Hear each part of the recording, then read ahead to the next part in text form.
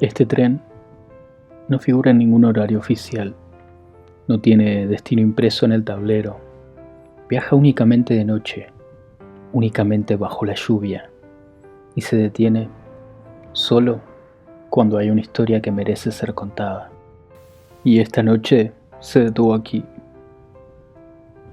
Bienvenidos, pasajeros, tomen asiento. No existe prisa en este viaje. El tiempo aquí funciona de otra manera, doblándose sobre sí mismo como el humo del carbón en una noche sin viento.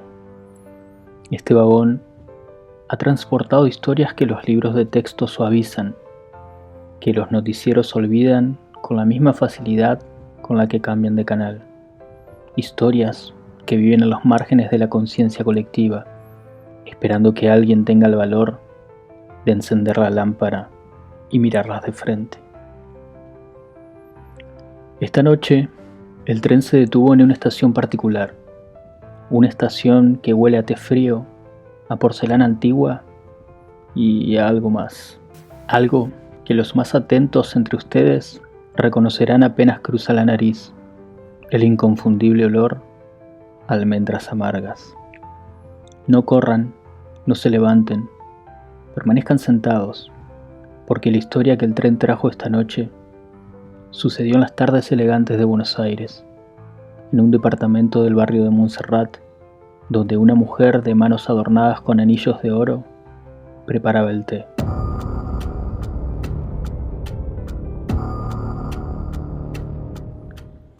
En los estratos más elevados de la sociedad, el mal rara vez viste de andrajos.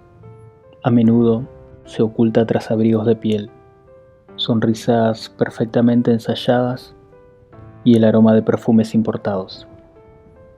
María de las Mercedes Bernardina Bola Ponte de Murano no necesitó empuñar hierro ni disparar balas para sembrar la muerte. Su arma fue infinitamente más sutil. Fue la hospitalidad. Era prestamista.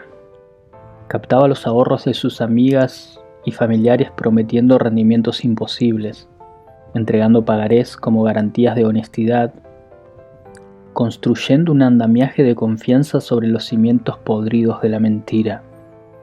Pero el materialismo externo y el esnobismo no son vocaciones de tiempo parcial, son deidades que exigen todo. Cuando llegó el momento de pagar, Gilla Murano no eligió la ruina, eligió algo mucho más simple y mucho más monstruoso: eliminar a quienes tenían los papeles.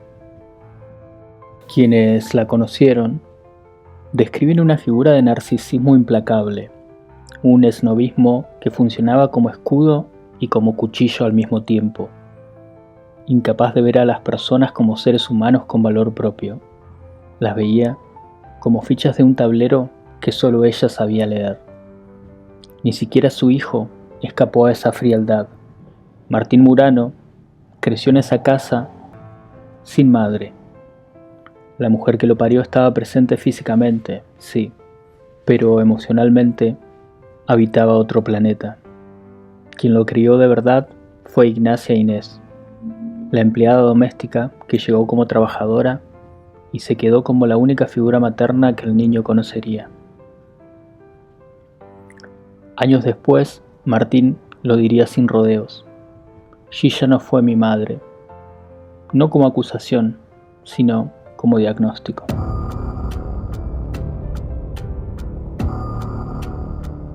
El veneno elegido fue el cianuro, un químico que huele engañosamente a almendras amargas. Aunque no todos los seres humanos poseen la capacidad genética de percibir ese aroma. Un detalle inquietante: la naturaleza le niega a algunos la posibilidad de detectar a la muerte antes de ingerirla. Su mecanismo es un acto de asfixia desde adentro. Bloquea la respiración de cada célula del cuerpo. Las víctimas inhalan, pero el oxígeno ya no alimenta a la vida. Se ahogan en tierra seca, en su propia sangre detenida, mientras el mundo exterior apenas comprende lo que ocurre. y el escenario de la ejecución era el más improbable de todos, la ceremonia del té vespertino. Entre conversaciones triviales, risas conocidas y el tintineo de la porcelana fría, el veneno se disolvía en las masas dulces o en el saquito de té. La dulzura enmascaraba el amargo. La amistad desarmaba cualquier sospecha. El veneno entraba disfrazado de hospitalidad. 3 mujeres cruzaron el umbral de ese departamento portando la misma cosa: confianza. Nilda Gamba, Leila Formizano de Ayala y Carmen Zulema, la prima unida por la sangre misma. 3 colapsos repentinos, 3 certificados de defunción firmados con prisa sospechosa, 3 entierros acelerados por la amiga inconsolable que lloraba en primera fila, mientras en su cartera descansaban los pagarés recién recuperados. El cianuro tiene un aliado inesperado: el tiempo. En un cuerpo que comienza a descomponerse, el veneno se degrada con velocidad, borrando sus propias huellas. Gilla Murano lo sabía, o alguien se lo había enseñado, porque entre los susurros del caso se menciona siempre la misma figura: un cómplice, un hombre de ciencia o de industria, médico, químico, empleado de curtiembre o laboratorio fotográfico, que proveía el veneno a cambio de favores que la justicia nunca terminó de precisar.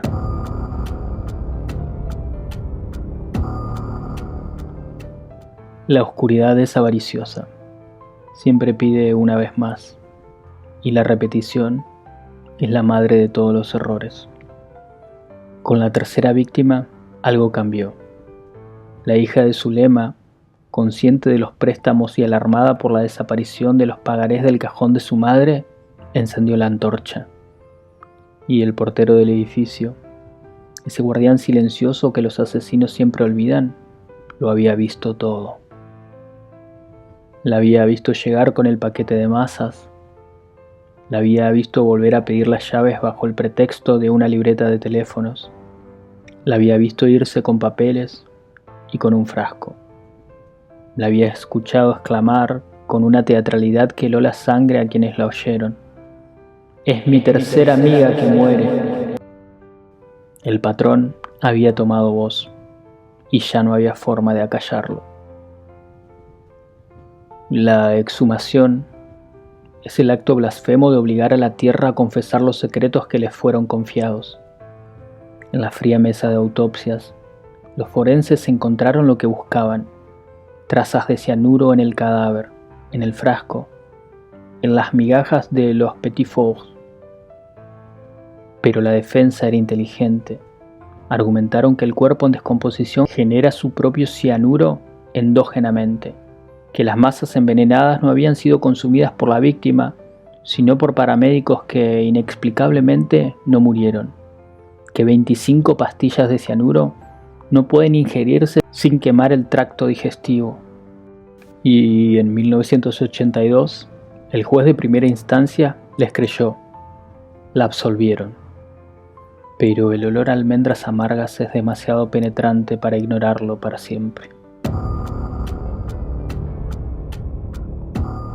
Los tribunales superiores revirtieron la absolución.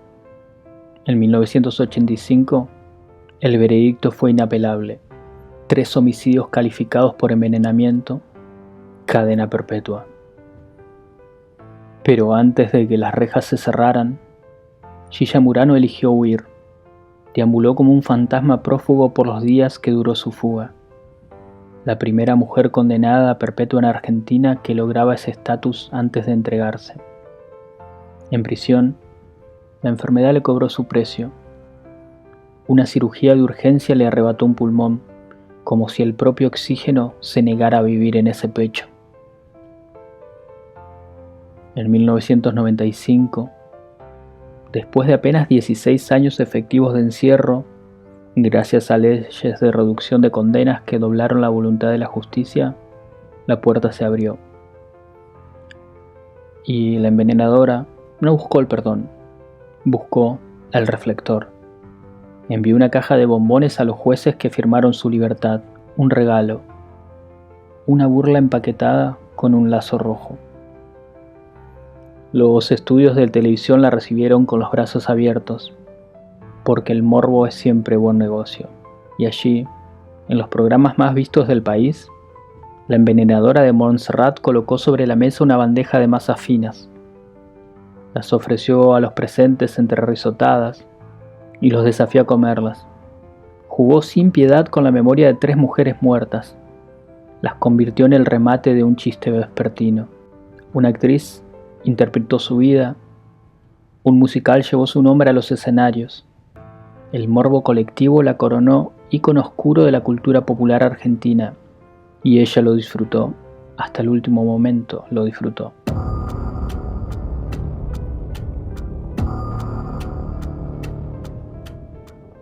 El horror siempre deja reliquias, objetos que absorben las tragedias como esponjas de porcelana. Martín Murano conservó durante décadas el juego de tazas original de su madre, la vajilla del crimen, la herencia maldita. En un acto de alquimia que ningún guionista de ficción se hubiera atrevido a escribir, decidió subastarla. $4.000. Ese fue el precio para exorcizar al demonio. Un coleccionista de la Patagonia adquirió la porcelana, y el dinero, manchado de traición, de cianuro, de 3 muertes, fue lavado por la piedad. Cada centavo destinado a la protección de animales en situación de vulnerabilidad, fauna autóctona patagónica, perros sin hogar, criaturas sin voz, salvadas por el eco de 3 asesinatos. De lo peor de la condición humana, logró nacer algo puro. De las tazas del veneno, germinó la preservación de la vida. La última estación de Gilla Murano careció de aplausos y de reflectores. Consumida por la edad, rechazada por su único hijo, olvidada por las cámaras, transcurrió sus últimos años quejándose amargamente del precio de la carne y del costo de los medicamentos. Una ironía tan perfecta que duele. La mujer que mató por dinero, que robó herencias para no pagar sus deudas, pasó sus últimas horas preocupada por llegar a fin de mes. Murió el 26 de abril de 2014, en soledad, casi sin que los medios lo notaran, y para evitar el escarnio póstumo, la tierra de la Chacarita la recibió bajo un nombre alterado, Mercedes Volaponte. Un intento tardío y cobarde de esconderse de la historia que ya la había condenado para siempre. El tren se vuelve a poner en marcha. Los crímenes de la alta burguesía porteña, envueltos en tazas de té y pagarés ensangrentados, han quedado expuestos esta noche en este vagón. Y la historia de Gilla Murano nos susurra, en las noches frías, que la maldad absoluta rara vez lleva un cuchillo entre los dientes. Casi siempre se sienta educadamente en tu mesa, te sonríe con dulzura y te invita a un pedazo de pastel. Cuídense de quien les prepara el té con demasiado cariño. Los pasajeros pueden descender ahora o quedarse. El tren del pasajero oscuro siempre tiene una parada más en la niebla. Hasta nuestro próximo encuentro. Buenas noches.